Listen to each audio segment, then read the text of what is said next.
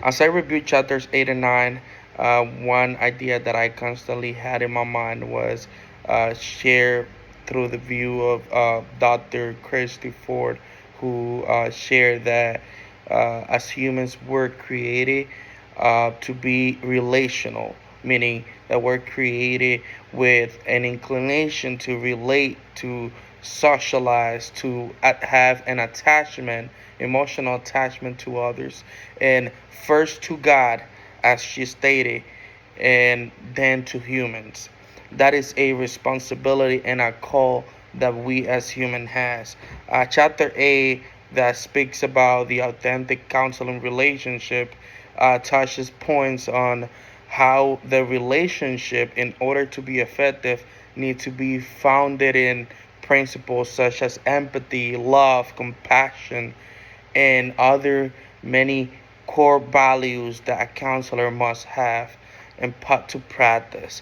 Chapter 9 talks about the specific skills needed to become to make a counseling session effective, which are mainly also founded on love, on understanding, and on empathy towards the client.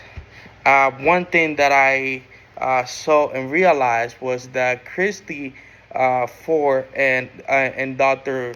Stacy Lilly were both very tuned, very aligned with the views they share. Um, one emphasizing that what matter most about the counseling relationship and the skills that we apply in counseling is not about what we can bring to the session, but rather how can we uh, engage actively in listening to the client's need. What matter most is not what questions we can formulate, but instead how can we can be present at the moment of counseling others, at the moment of caring for others, caring for clients. Opposing to that view was my concern that I always saw counseling mainly as a platform where I have to bring knowledge. I have to bring a prior set of skills that relate and that shows my performance and that improve my performance.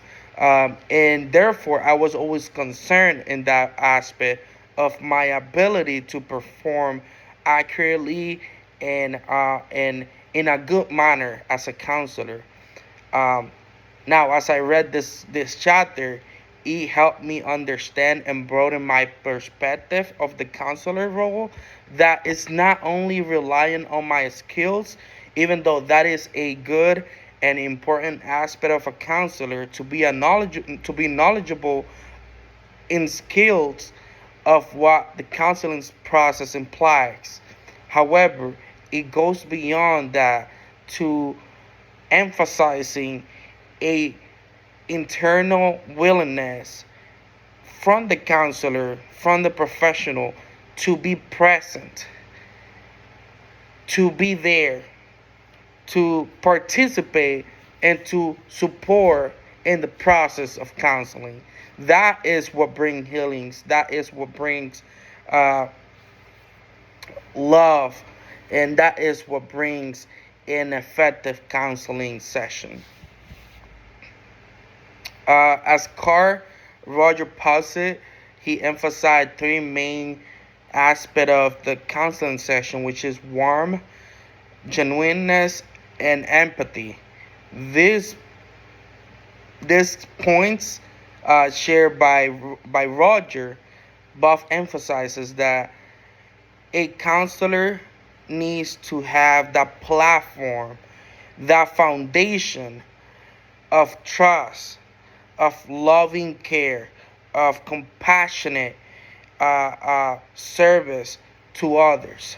Uh, so, to build a strong rapport in session, the foundation of the counseling session needs to be even stronger and based in a loving approach.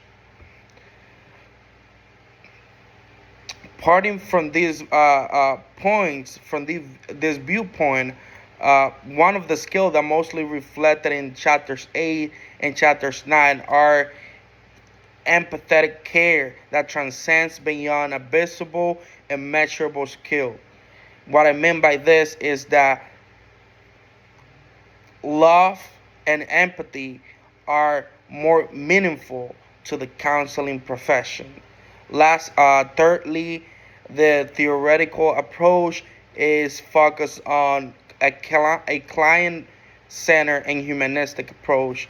And lastly, one question that I will ask: what is the biggest challenge that they faces on a day-to-day basis in as counselors?